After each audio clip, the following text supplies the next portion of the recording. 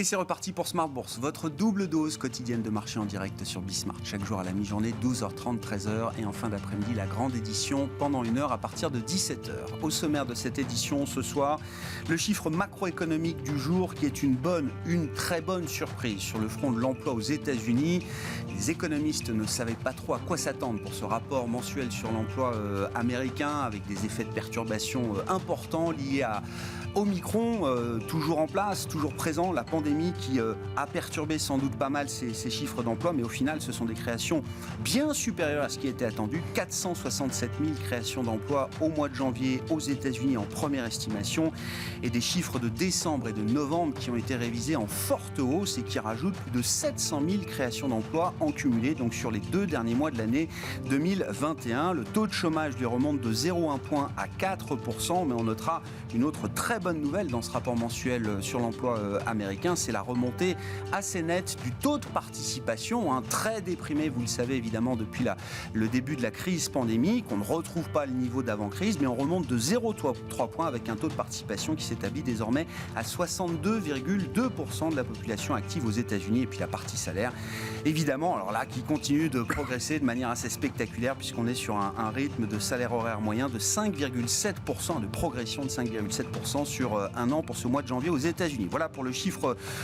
du jour, un chiffre qui alimente encore la spéculation des marchés sur le rythme de resserrement des politiques monétaires aux États-Unis. On l'a vu également en Angleterre avec une deuxième hausse de taux consécutive délivrée hier par la Banque d'Angleterre. Et demain, la Banque Centrale Européenne, puisque Christine Lagarde, dans sa conférence de presse hier, a elle aussi commencé à pivoter pour ouvrir la voie à la normalisation de la politique monétaire européenne. Et autant vous dire que le marché s'est engouffré dans cette idée. On a eu des mouvements sur le marché obligataire importants depuis hier, évidemment. Nous commenterons ces sujets avec nos invités de Planète Marché dans un instant. Les taux sont encore relativement secoués en Europe et aux États-Unis avec un 10 ans américain qui a franchi aujourd'hui 1,90%.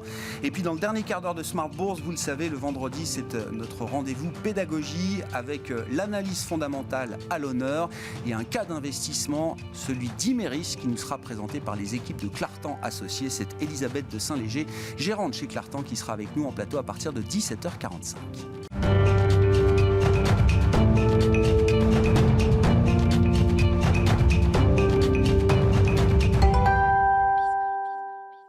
Mais d'abord, les infos clés du jour sur les marchés, une séance encore nerveuse sur les actions en général. Les actions européennes terminent dans le rouge cette dernière séance de la semaine.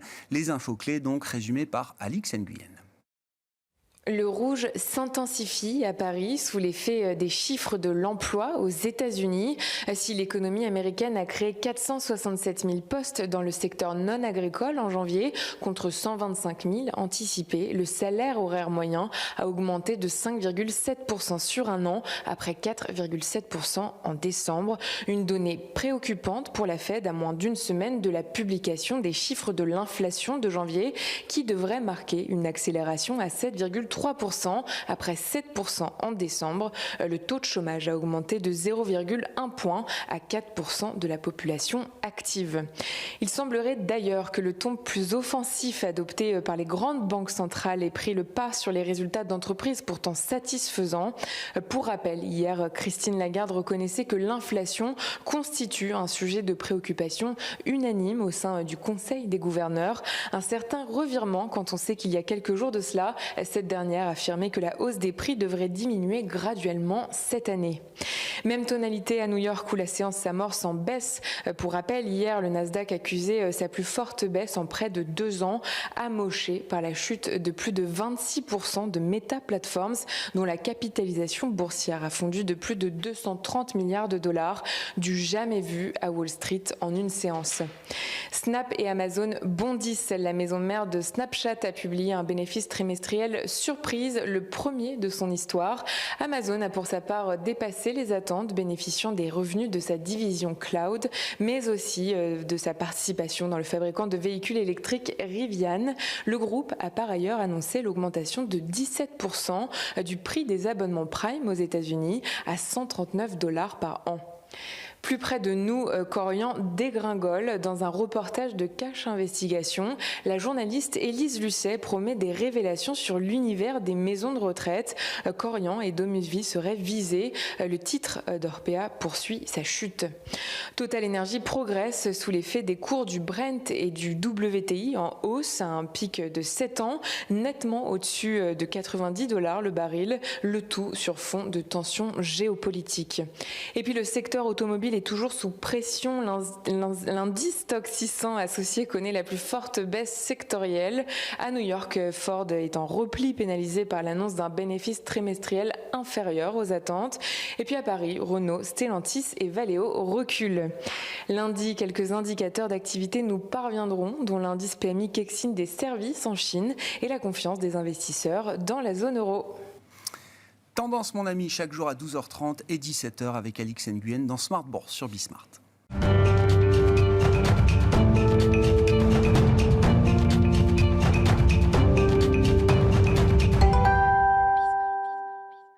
Trois invités avec nous chaque soir pour décrypter les mouvements de la planète marché. Florian Yelpo est avec nous ce soir, responsable de la macro et de la gestion multi-asset de Lombard Odier. Bonsoir Florian. Bonsoir. Merci beaucoup d'être là. Marc Riez nous accompagne également. Bonsoir Marc. Bonsoir Grégory. Ravi de vous retrouver. Vous êtes directeur général de Vega IM et Franck Dixmier avec nous également ce soir. Bonsoir Franck. Bonsoir Grégory. Vous êtes directeur des gestions obligataires d'Allianz Global Investors. Le dernier pivot en date du côté des banques centrales, c'est donc celui de Christine Lagarde hier à travers la conférence de presse qui suivait la réunion du Conseil des gouverneurs de la Banque Centrale Européenne. Je vous fais part de mon sentiment après avoir suivi la conférence, après avoir échangé avec pas mal de vos confrères depuis hier. Sentiment que je soumets à vos commentaires, bien sûr, Franck. Confusion dans la conférence de presse. Difficulté d'ailleurs à réconcilier le ton assez neutre du communiqué qui était plutôt un copier-coller du précédent et la conversation beaucoup plus dure que Christine Lagarde a apportée à travers les réponses qu'elle a apportées aux journalistes pendant la conférence de presse. C'est un premier point, et le marché s'y est pas trompé. Le signal a été bien reçu et les mouvements de marché ont été importants. Et puis je vous cite également Alain Duré, chef économiste de Goldman Sachs, qui était avec nous à la mi-journée dans Smart Bourse, alors qu'il s'y connaît un peu. Il a été l'économiste principal du département de la politique monétaire de la BCE jusqu'en 2014, chargé d'élaborer les recommandations en matière de politique monétaire. Fin décembre, il était venu nous expliquer qu'il ne voyait pas d'urgence du côté de la Banque Centrale Européenne qui nécessiterait une hausse de taux avant 2024. Ça, c'était en décembre. Aujourd'hui, il est obligé d'ajuster évidemment son pronostic et il prévoit que le taux de dépôt de la BCE sera ramené d'ici la fin de l'année à 0 avec 2 hausses de 25 points de base en septembre et en décembre prochain. C'est pas un call de conviction, c'est ce qu'il est venu nous expliquer. C'est un call qui s'ajuste à une réalité alors qu'il définit comme étant un stress au sein du Conseil des gouverneurs de la Banque Centrale Européenne, dont il faut tenir compte aujourd'hui. Mais encore une fois, il y a un mois de ça, il pensait que la BCE n'avait aucune raison de monter ses taux avant 2024. La donne a beaucoup changé quand même en quelques jours, Franck. Oui, le commentaire d'Alain Duré est totalement conforme à ce qu'on observe sur les marchés, puisqu'aujourd'hui on a 50 BP de pricé, de hausse de taux sur tout 2022, un peu plus de 50 sur 2023, et plus rien après. C'est intéressant parce qu'on est dans un autre monde là. Effectivement, la Banque Centrale Européenne nous indiquait très clairement, lors du dernier comité, qu'une hausse des taux était very unlikely, donc très peu probable. C'était le commentaire de Christine Lagarde. On a cru comprendre lors de la publication du communiqué hier, peu après-midi, qu'effectivement la BCE gardait sa ligne, puisqu'il était mentionné dans le communiqué une certaine confiance sur la trajectoire de l'inflation, qui sur l'horizon de prévision, qui est un horizon de moyen terme, reviendrait donc à l'objectif de 2%. Donc on n'avait pas fondamentalement de raison de s'inquiéter. Et c'est vrai que la conférence de presse nous a laissé perplexes, à la fois sur la forme, beaucoup d'hésitation.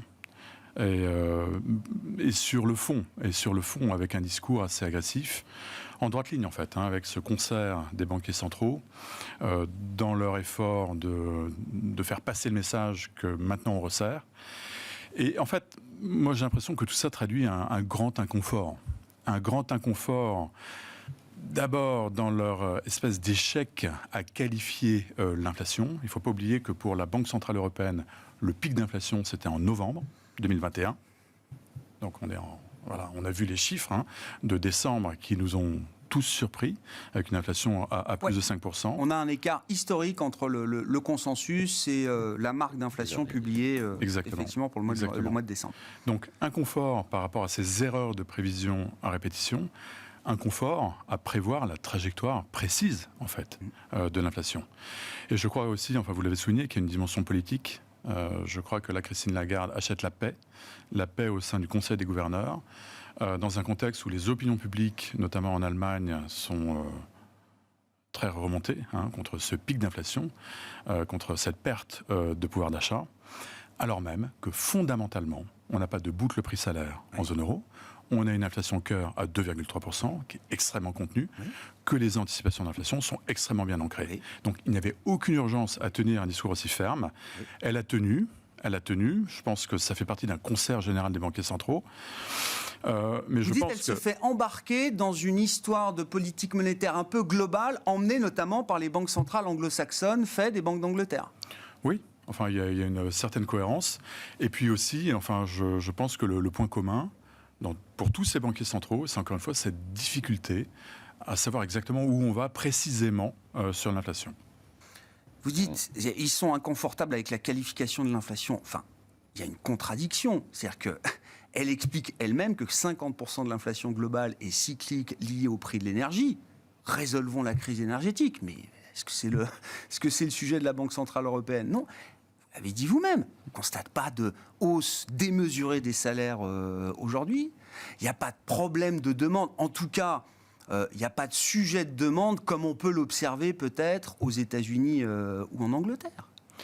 Et j'irai encore plus loin. Comme Philippe Lane le soulignait récemment, il y a 2-3 semaines, il disait à quoi ça servirait de resserrer aujourd'hui quand on prend en compte les délais délais de transmission de la politique monétaire concrètement à l'économie.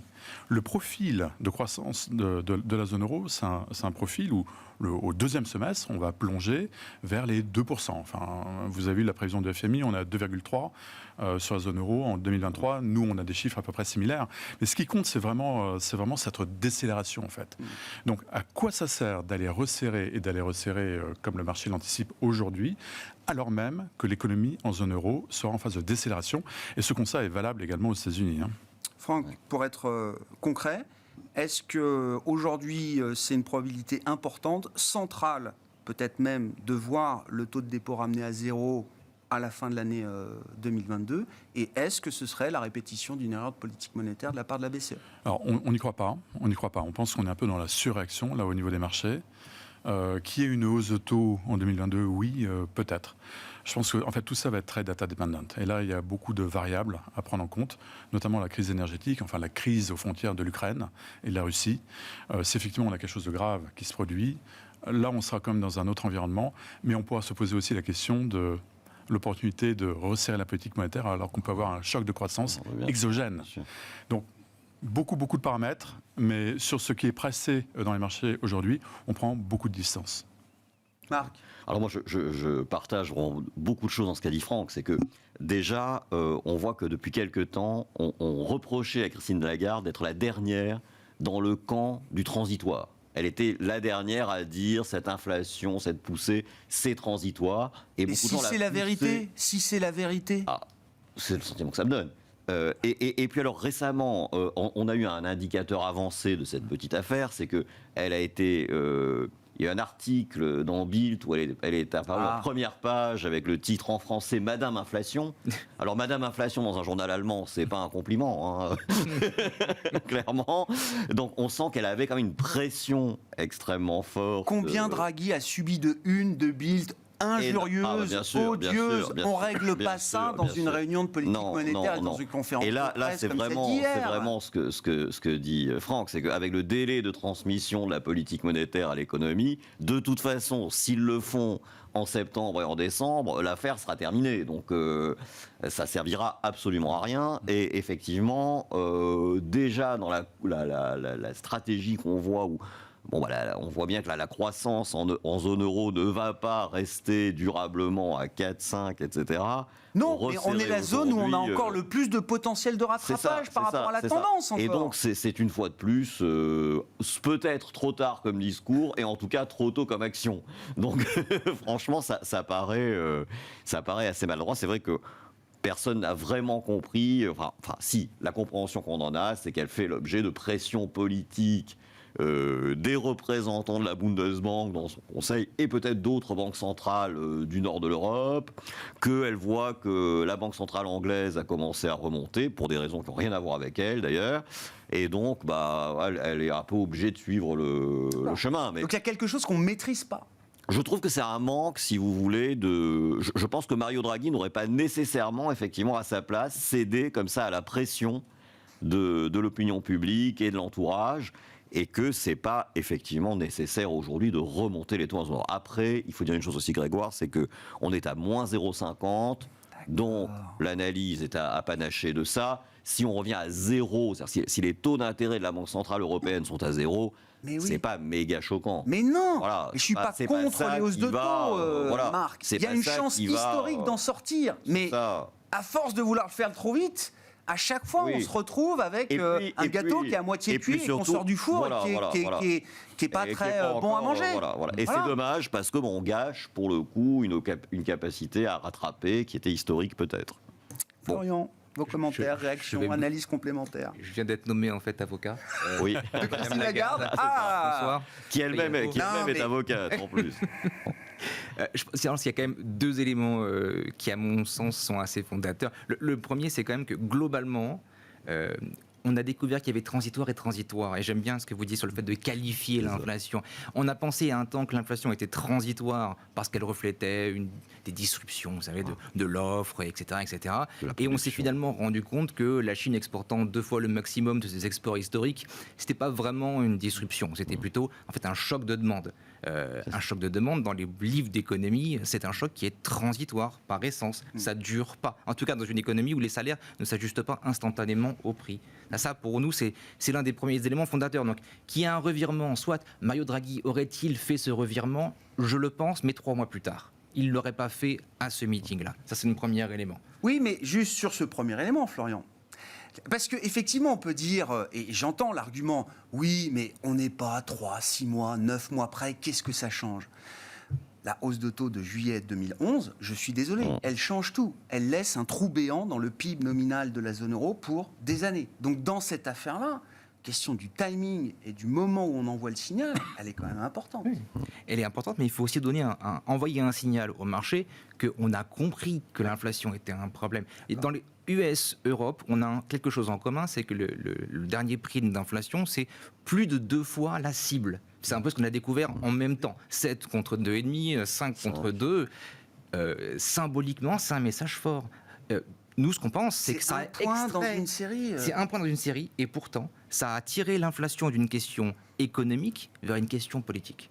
Et là, je pense que Christine Lagarde, elle sent le souffle chaud des États européens dans son dos, et elle a ménagé un petit peu le chou et la chèvre. Et c'est cette impression-là qu'on a finalement. Moi, ce que j'aime beaucoup, c'est la réponse à la dernière question de la session de Q&A, où elle dit attention.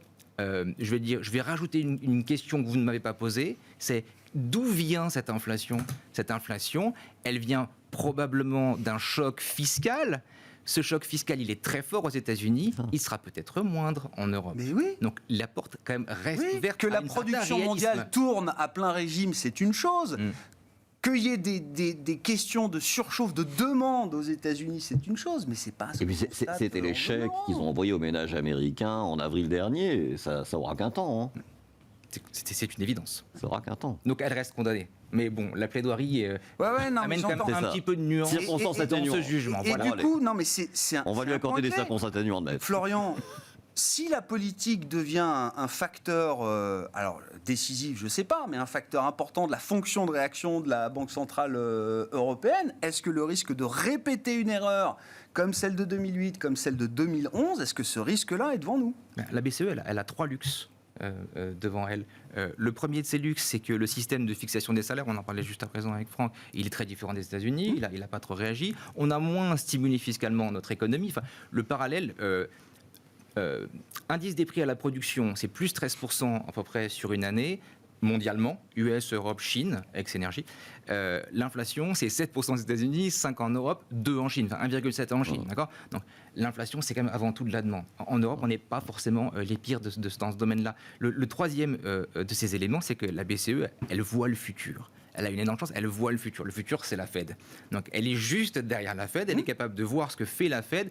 Je pense qu'effectivement, elle aurait pu s'acheter 3 mois de patience sans trop de difficultés. Maintenant, si j'avais le choix d'être dans les escarpins de Christine Lagarde ou les chaussures de Jérôme Powell, je n'ai jamais mis d'escarpins, mais néanmoins, je pense que j'y serais plus à l'aise. En tout cas, elle a tenté de concilier les deux éléments. Je trouve que ça, c'est tout à son honneur. Complètement d'accord avec tout ça. Je pense qu'il y a un élément important aussi qui a été réaffirmé hier. C'est qu'il y aura un réinvestissement des titres arrivant à maturité dans le cadre du PEP, au moins jusqu'à fin 2024. Donc il n'y a aucune velléité de réduire la taille du bilan. Ça, c'est important. C'est important, et c'est beaucoup plus important à la limite qu'aux États-Unis. Parce que, enfin, on en avait déjà parlé, Grégoire, hein, mais le QI en zone euro, c'est 75% du PIB de la zone euro. C'est 35% du PIB américain. On a quand même une arme, là, qui est considérable. Donc le réinvestissement des titres du QI accumulé au bilan de la BCE, c'est majeur. Donc la Banque centrale va rester longtemps dans les marchés. Je pense que c'est important que les investisseurs s'en souviennent. Est-ce que là, du point de vue des marchés, alors les réactions ont 24 heures maintenant d'existence, mais elles sont fortes. Est-ce qu'on peut employer le mot de tantrum ou de krach obligataire? Je vois des taux longs, ou 5 ans, ou 10 ans. Enfin, le 10 ans italien est passé de 1,20 à 1,75 en 5 jours. Je ne sais pas, dans le monde obligataire, comment on qualifie ce genre de mouvement? Non, enfin, krach, non. Non, d'accord. Non, mais c'est pour essayer de mettre un mot sur ce qui s'est passé dans le marché obligataire. Non, je crois qu'il y a des réajustements quand même de position qui sont absolument majeurs. Parce que c'est vrai qu'on a tous été pris un peu de court par rapport à ce discours. Ce qui se passe sur la périphérie est assez spécifique, puisque en fait, on a une séquence là, qui nous a été annoncée, la fin du programme d'achat et la hausse de taux. Si on dit que la hausse de taux va arriver plus tôt, forcément, la fin du programme d'achat est à notre porte. Et donc, là, on a un peu de stress sur la périphérie. Je pense que c'est pas terminé. C'est pas terminé parce que là, on a des investisseurs anglo-saxons qui vont se réjouir, sans doute, de mettre un peu de pression là et de tester encore la BCE. Mais ça, c'est dans une phase à venir. C'est pas pour tout de suite, je pense pas. Mais justement, si cette histoire de spread, elle n'est pas terminée, Franck, est-ce que c'est ce genre de situation qui va peut-être ramener un discours un peu plus modéré à la Banque centrale européenne? Oui, parce que Lagarde avait fait une énorme bourde à la première conférence de presse. Elle n'est pas là pour fixer les spreads, mais si, en fait. Bien sûr que si.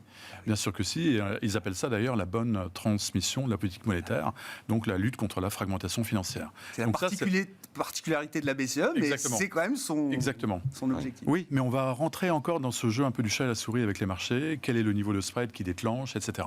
Donc cette histoire n'est pas terminée. Bon, en tout cas, si on est dans cette idée, alors que 2022 va être un pivot assez global et assez, concomitant des banques centrales, Marc, ça veut dire que ce qu'on a vu en janvier, là, c'est quoi? C'est les prémices de ce qui nous attend en 2022 en matière de violence de mouvement, de rotation sectorielle, de rotation de style? Alors effectivement, pour continuer ce qu'il disait, c'est que on sent que dans le jeu d'influence que subit la BCE, il y a aussi le pan pays très endettés qui ont besoin, eux, qu'on les finance durablement. Donc il y a d'un côté effectivement les Allemands qui s'émeuvent de l'inflation, de l'autre les gens qui ont quand même besoin que le bilan de la BCE ne diminue pas beaucoup. Mais c'est vrai, c'est très juste, Grégoire, de dire que pour le coup, ça nous promet quand même un premier quadrimestre à minima sur les marchés européens un peu plus agités. On sent le sentiment un peu des gérants, c'est que la période de l'argent abondant, gratuit et rajouté arrive quand même à sa fin. Et que donc, c'est maintenant, on ne pourra plus compter sur les injections massives des banques centrales à des taux négatifs ou nuls pour acheter un peu tout et n'importe quoi, ce qui fait que ça nous oblige effectivement à plus de sélectivité. Et vous l'avez vu, ça alimente cette fameuse rotation où les valeurs trop chères, ou très chères, en tout cas même sans porter de jugement sur trop ou pas trop, il y a un niveau d'exigence vis-à-vis d'elles qui devient vraiment très élevé et que pour le coup, lorsqu'elles déçoivent, la sanction est vraiment très brutale. Et ça risque effectivement de durer encore quelques semaines. Ce mood du marché, il n'est pas terminé. Voilà. Ce mood de dire on peut plus se permettre de payer 60 fois quelque chose qui est un peu trop aléatoire.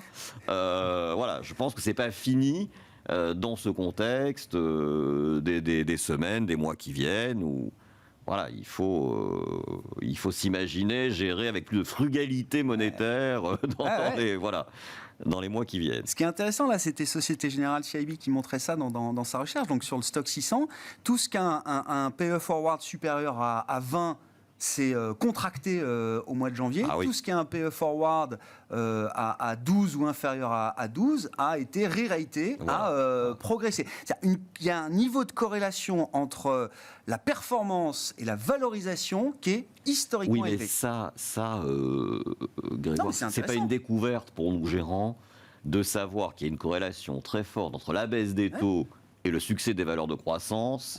Et, à contrario, la remontée des taux et la value. Ça, c'est quelque chose...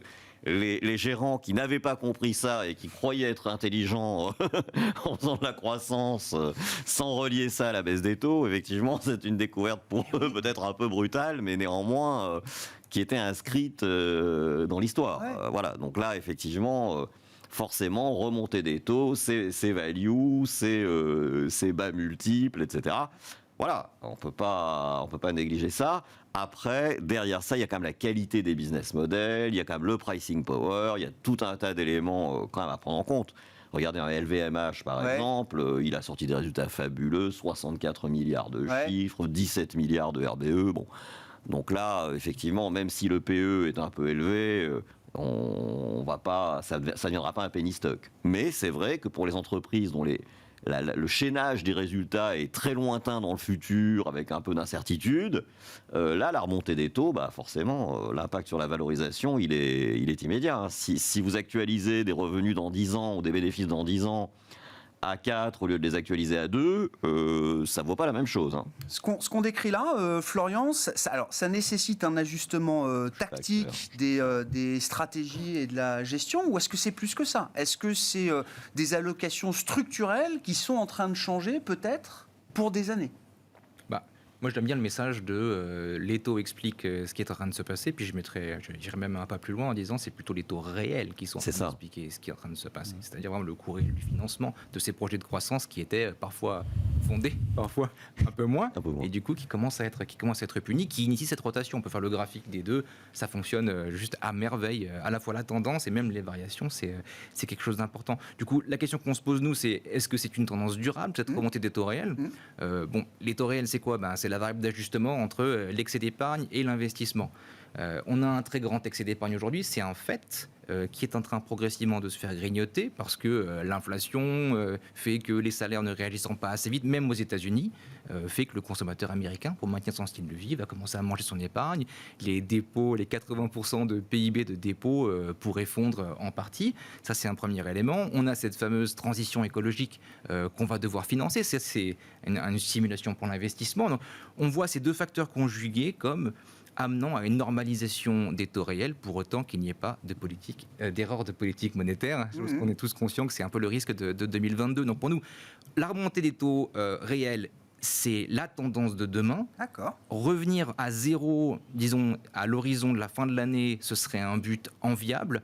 La vitesse à laquelle on va, c'est ce qu'on a appris en ce début d'année, est critique. C'est-à-dire que si on y va demain matin, le re-rating sur les marchés d'actions, il va être relativement douloureux. La vitesse à laquelle on va est vraiment essentielle. Donc, retour à zéro, continuation de cette rotation. Ce que je trouve remarquable, c'est la performance des émergents year to date. Ils ont vraiment traversé le nuage sans aucun encombre. Ça, c'est une thématique qu'on aime bien et puis qui se lie à une thématique que vous aimez bien. Ils avaient souffert avant. Les matières premières. Ils avaient souffert avant. Comment vous Ils avaient l'expliquez? super c'est bien, ça, la résistance 25% de des décote émergents. entre C'est ça. les IM et les émergents et les développés. Oui, c'est clair qu'ils ont déjà. En fait, ce qui se passe, c'est que les émergents avaient déjà remonté leur taux C'est ça. pour contrer, disons, tout ce qui s'y passait localement. Donc ils ne sont Du pas coup, dans la même situation de fragilité que les fois précédentes, où quand on resserrait en dollars, forcément, ça avait tout de suite un... C'est déjà fait chez eux. Exactement. Et ce qui est striking, c'est que depuis le début de l'année, on voit en plus une surperformance des obligations émergentes en monnaie locale versus hard currency, ce qui est quand même un signe que le ménage a été fait, C'est la ça. classe d'actifs est clean, plus personne ne s'y est intéressé. Et la devise est tranquille. C'est fantastique. Ouais. Un mot de la Fed. Alors bon, il y a le rapport mensuel sur l'emploi, très surprenant à la hausse, effectivement. On verra, les révisions sont toujours importantes. On l'a vu encore avec des révisions très positives, en l'occurrence sur les mois de décembre et novembre. Enfin, j'en viens directement à la question de politique monétaire. Là aussi, Franck, est-ce que ce rapport peut relancer le débat d'une hausse de 50 points de base pour entamer un cycle de resserrement monétaire aux États-Unis? Rien que le fait que cette conversation existe, Oui, c'est assez délirant. alors voilà. Non, c'est assez délirant. Non, mais elle existe, cette conversation. Elle existe. Et ce que je trouve fascinant, si vous voulez, c'est qu'on a une croissance nominale à 2 chiffres aux États-Unis, une inflation à 7, et que la Fed n'a rien fait. La Fed n'a rien fait aujourd'hui.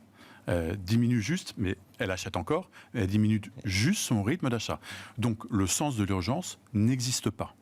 Par contre, et c'est un énorme écran de fumée, on montre ses muscles, on parle très très fort, parce qu'on est incapable en fait, comme tous les économistes et les macroéconomistes, d'avoir une trajectoire précise de l'inflation aux États-Unis. C'est pire qu'en zone euro. Je pense que là, véritablement, il y a encore plus d'incertitude aux États-Unis qu'en zone euro. Et donc, on montre ses muscles pour gagner du temps. Pourquoi gagner du temps? Pour gagner en visibilité. Et Le temps joue pour la Fed. Je pense que le temps joue pour la Fed, oui, mais il ne faudrait pas qu'elle monte de 50 BP tout de suite. Parce que, attention, encore une fois, à l'erreur de politique monétaire. Mais qui réellement peut jouer dans les deux sens pour la Fed. Parce que si elle agit trop tard, alors même qu'on a des confirmations que l'inflation reste sur des niveaux très très élevés, là ce serait pire. Parce qu'elle devrait en faire beaucoup plus. Enfin, c'est une position qui est peu enviable. Je pense que banquier central aujourd'hui aux États-Unis, c'est très très compliqué parce qu'ils se sont loupés en fait en 2021. Et pareil, ils ont été incapables de qualifier l'inflation. Cette obsession sur le caractère transitoire de l'inflation, enfin, alors même que les salaires n'arrêtaient pas de monter. Enfin, on l'a vu quand même dans les chiffres ça. On a une vraie quand même boucle prix-salaire qui s'enclenche aux États-Unis. Donc là, on a des menaces quand même qui sont un peu plus tangibles qu'en zone euro. Et pourquoi 50 BP, ce serait délirant alors, Franck, si vous dites vous-même que la Fed se cache derrière un écran de fumée, essaye de pas trop le dire, mais de rester le plus en retrait possible en utilisant avant tout sa parole. Si à un moment il craque et que c'est la panic hike, pourquoi ce serait pas 50 ? Oui, alors il y a différents leviers. Ça peut être aussi le rythme de réduction de la taille du bilan. Non, mais 50, ça créerait des dégâts trop importants dans dans la psychologie des investisseurs. Je crois qu'on est prêt à tout là. Avec la semaine qu'on vient de vivre, je pense qu'on est tous un peu préparés à voir des choses un peu bizarres se passer dans les marchés. Alors peut-être 50 BP, mais il faudra bien l'expliquer. Pourquoi 50 BP en mars alors qu'elle n'a rien fait avant ? Et qu'elle avait quand même beaucoup d'éléments pour initier quelque chose. Pourquoi est-ce qu'elle n'a pas signalé l'arrêt immédiat de ses achats? Ils achètent encore en février, ils vont acheter 30 milliards nets encore en février.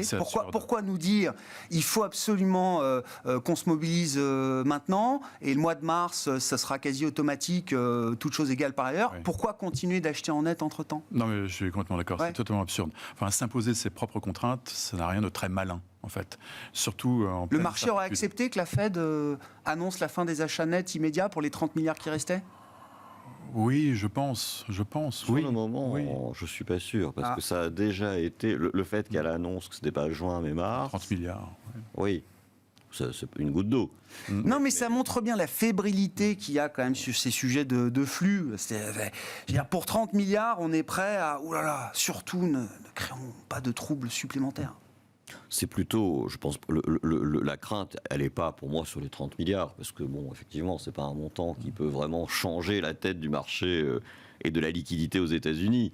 C'est plus que, jusque-là, ils disaient encore très récemment que ce serait jusqu'en juin. Ils se sont certainement aperçus que c'était une bêtise et qu'il faudrait arrêter tout de suite. Et c'était peut-être compliqué pour eux de dire au marché, on arrête tout de suite complètement. Ils ont choisi quelque chose qui était un peu un moyen terme, entre tout de suite et 6 mois. Donc ils ont dit 3 mois pour ça, voilà. Mais je pensais plus de la communication et la volonté de ne pas faire peur au marché aussi, parce qu'il y a quand même ce truc, c'est que on a le sentiment depuis maintenant presque un an que leur crainte, c'est plus tellement de laisser déraper l'inflation, c'est de ne pas en faire assez. Donc ils sont peut-être allés au pont, ils en ont fait trop, effectivement, par peur de ne pas en faire assez. Je pense qu'on est dans une espèce de price discovery, là. Et la question, à mon avis, et c'est pour les hommes d'action, c'est une question essentielle, c'est où est le Fed put ? Ouais.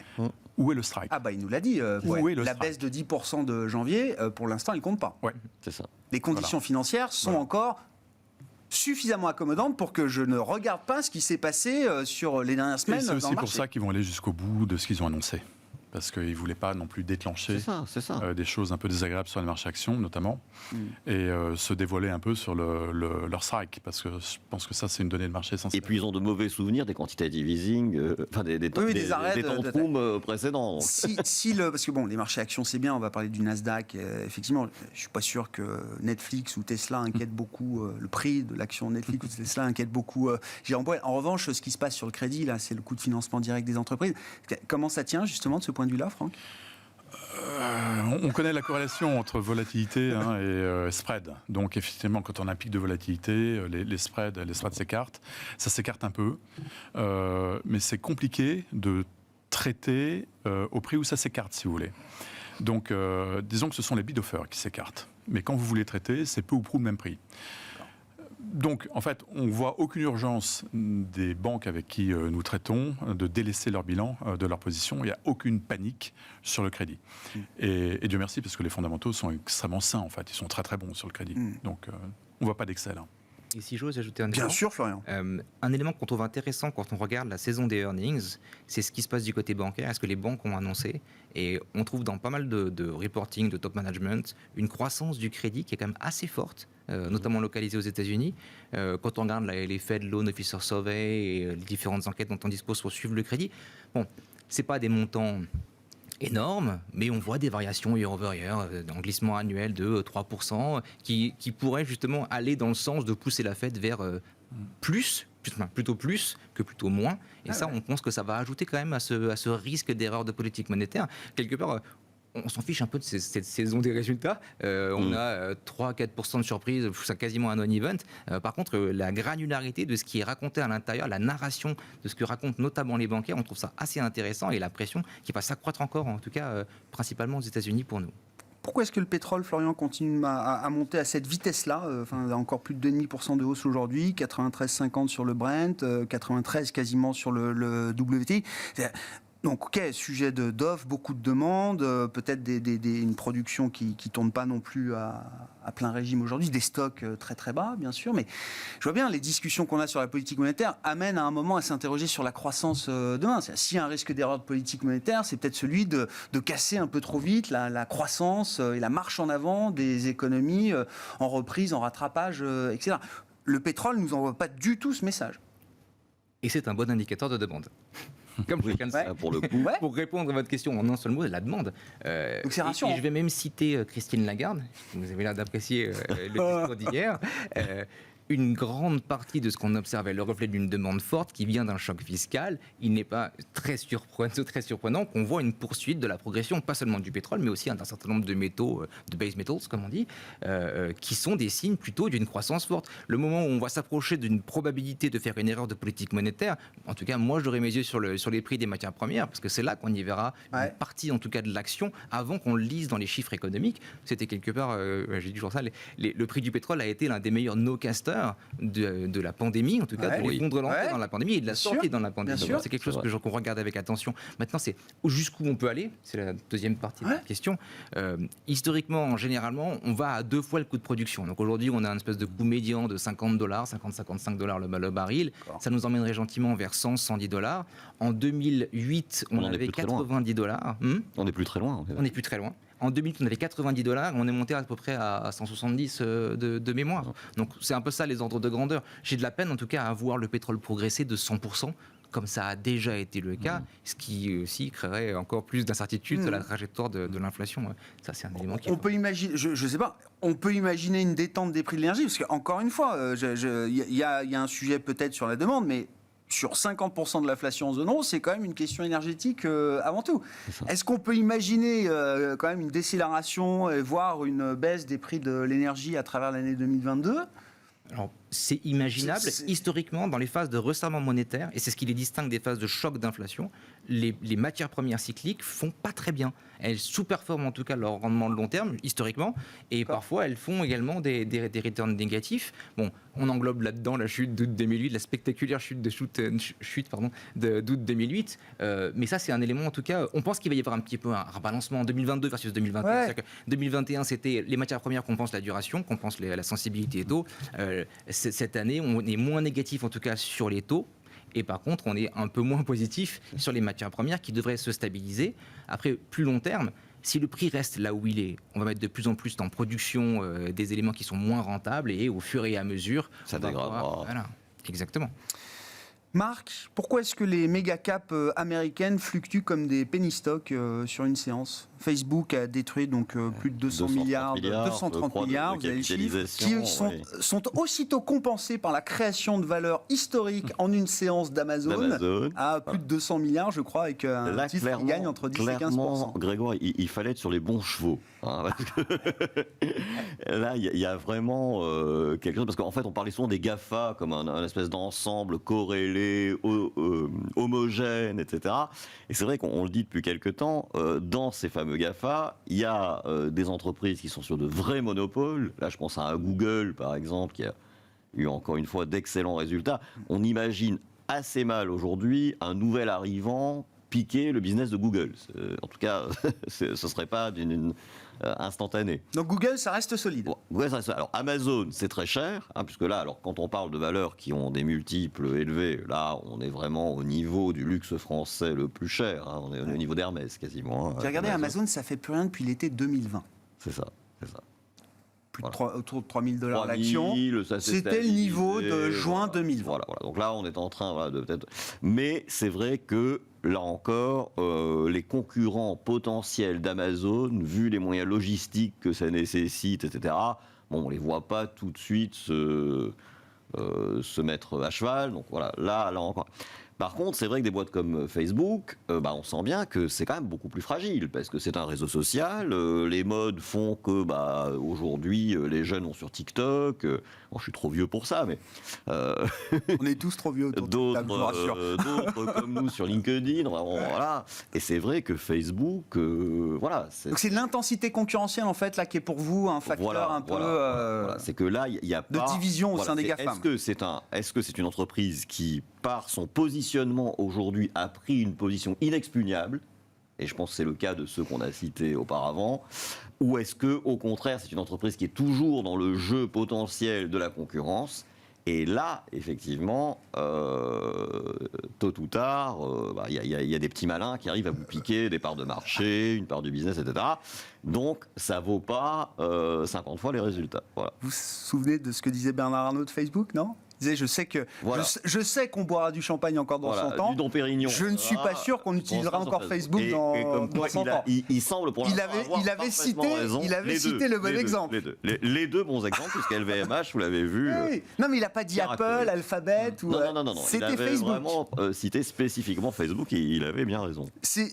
Encore une fois, c'est rassurant, c'est des méga caps, c'est des valeurs patrimoniales dans tous les portefeuilles mondiaux et américains en premier lieu. De voir des mouvements de valorisation sur une séance aussi importante, déjà, c'est pas que de la spéculation, ça veut dire. Ah non. C'est des mouvements fondamentaux. Oui.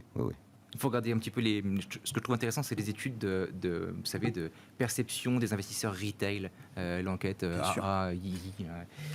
Bull versus Bear, elle est au plus bas historique. On est au niveau de 2008. Il y a un sentiment de bearishness auprès de l'investisseur retail qui a fait une certaine partie, disons, de la hausse de ces actions type croissance, tech, US, comme on veut les appeler. Aujourd'hui, ces gens-là ont un peu paniqué. Ils ont été sur les parties les plus spéculatives du marché, c'est ce qu'il faut dire. Hein. Ils en ont fait une partie. Et ils ont beaucoup gagné. Donc, ça ne faut pas l'oublier. Donc, certains ont pris une partie de leurs profits, sont sortis de ce marché-là et ont généré peut-être aussi une accélération des momentum dans ces marchés-là. Après, aujourd'hui, bon... Et là, ces mouvements, je ne sais pas, encore une fois, pour des capitalisations de cette taille, mouvement d'ampleur de 20-25% sur une séance? De façon coïncidente avec quelques bips de hausse de taux réel. C'est ça qui joue? Incidemment, voilà, discrètement. Il y a quand même, chez nous, on parle souvent, on parle de la croissance unfunded et funded, c'est-à-dire la croissance qui est financée et la croissance qui n'est pas financée. Il y a de la croissance de qualité, il y a des positions inexpugnables, j'adore cette expression, et à côté de ça, il y a une croissance plus challengeable en tout cas, mal financée et finalement dépendante de ce niveau de financement des taux. On est en train d'opérer ce grand nettoyage dans les portefeuilles. Est-ce que c'est une mauvaise chose? Je ne suis pas certain. On a fait le tour, messieurs. Merci beaucoup. Merci d'avoir participé à Planète Marché ce soir et de nous avoir éclairé sur la situation des marchés en cette fin de semaine. Florian Yelpo était avec nous, le responsable de la macro et de la gestion multi-assets de Lombardier, Marc Riez, directeur général de Vega IM, et Franck Dixmiel, directeur des gestions obligataires d'Allianz Global Investors.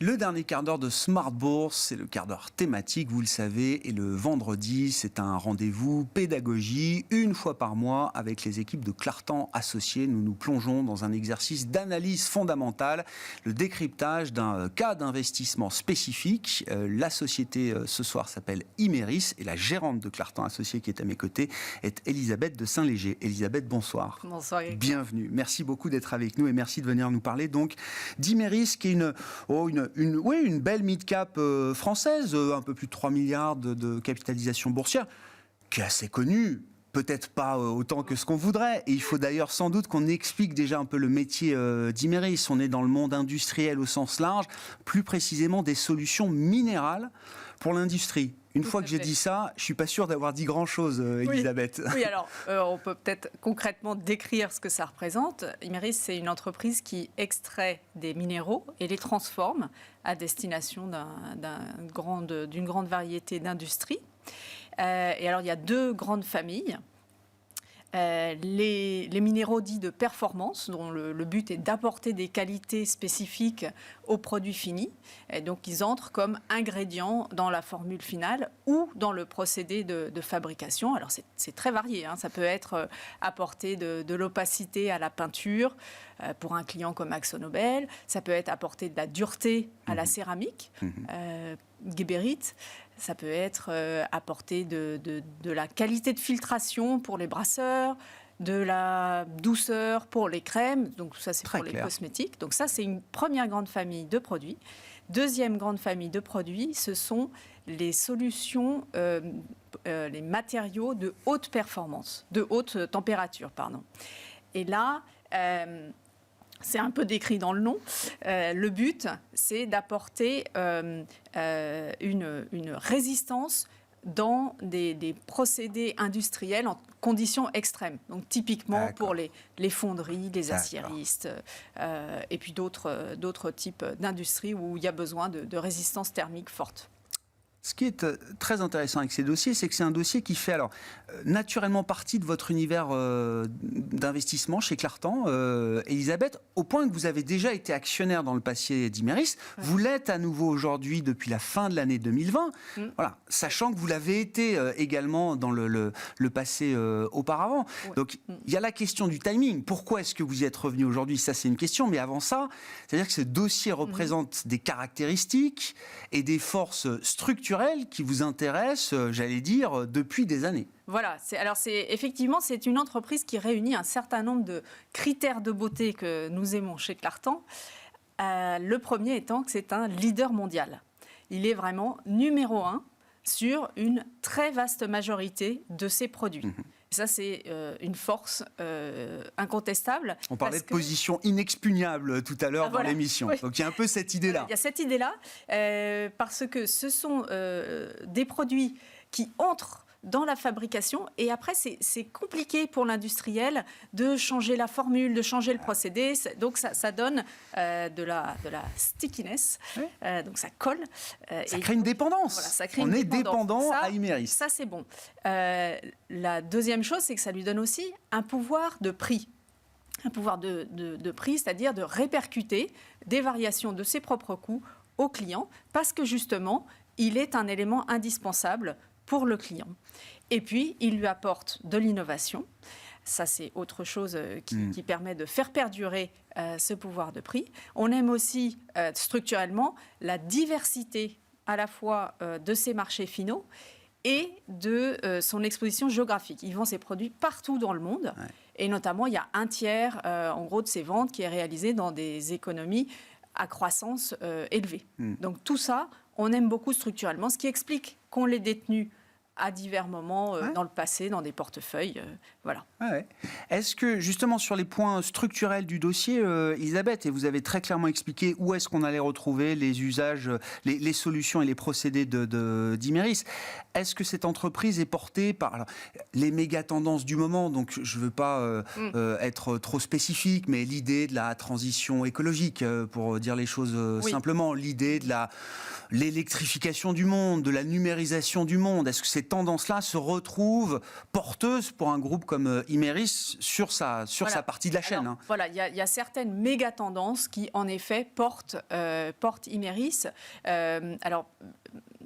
Par exemple, Imerys apporte des additifs à la fabrication des batteries lithium-ion. Bon, ça, c'est un premier exemple.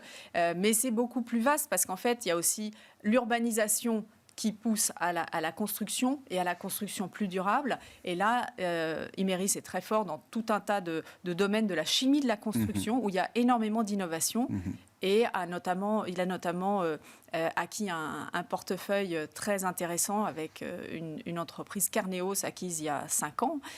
Donc oui, il y a des méga tendances qui portent Imerys, mais ça peut être des choses aussi peut-être concrète et simple que diminuer le poids des véhicules en offrant une meilleure résistance des plastiques. Ou donner un procédé de fabrication aux cosmétiques qui ait une meilleure empreinte environnementale. Ouais. Et ça, les ça consommateurs... a énormément de valeur aujourd'hui, voilà, ça. Apprécient énormément ce genre d'amélioration de la perception du produit final. Le timing est toujours intéressant dans les marchés, même quand on est des investisseurs de long terme, Elisabeth. Moi, ce qui m'intéresse maintenant, c'est de savoir pourquoi vous n'aviez pas le dossier en 2020 et pourquoi vous êtes revenu sur ce dossier à la fin de l'année 2020. Qu'est-ce qui, en termes de timing, a été décisif pour vous là? Alors, donc, on a dit que Imerys avait une grande variété de marchés finaux. Néanmoins, il y en a une partie qui est un peu cyclique. Donc, il y a la construction, l'automobile. Bon, tout ça, ça ne suit pas forcément les mêmes cycles, mais c'est exposé à cause de son exposition industrielle. La conso, c'est un peu moins cyclique, mais c'est exposé au cycle. Et donc, il nous est apparu intéressant, fin 2020, de revenir et d'accompagner ce cycle industriel qui, après avoir été mis sous cloche, repart à toute allure, parce que pour Imerys, même si elle a cette capacité de prix, c'est encore mieux quand le cycle porte, parce que le volume permet d'améliorer les marges. Et donc, on est revenu fin 2020, début 2021, dans 2 de nos fonds Clartan. Dans quel état vous avez retrouvé, dans quel état financier, j'entends, vous avez retrouvé l'entreprise quand vous êtes redevenu actionnaire d'Imerys à cette époque-là, Elisabeth? Alors, bon, elle a souffert comme plusieurs de ses acolytes, mais ce qui est très opportun, c'est que c'est une entreprise qui est toujours dans une dynamique vertueuse, et notamment, elle avait engagé en 2019 un plan de réduction des coûts. Et donc ça, le timing de l'entreprise, qui après quelques années où la croissance organique stagnait un peu, la rentabilité progressait plus assez, avait justement donné une impulsion nouvelle. Et ça s'est très bien trouvé parce que ça lui a permis de passer la crise. Fin 2020, le niveau d'endettement était de 2,6 fois l'EBITDA, donc ce qui est tout à fait contenu, étant donné la secousse subie Bien en sûr. 2020. Alors aujourd'hui, on est plus proche de 2, parce qu'il y a une génération de trésorerie qui est très très bonne. Donc voilà, c'était Une un entreprise, moment, fit, affinée, qui est vraiment aujourd'hui... Voilà. Et qui nous semble en mesure de pouvoir saisir la croissance qui s'offre à elle. Et puis, là, sur 9 mois, la croissance était pas proche de 20. Donc c'est vraiment des vrais chiffres. Oui, bien sûr. Oui, double digit et plus Voilà. encore. Oui, effectivement, 20% de croissance.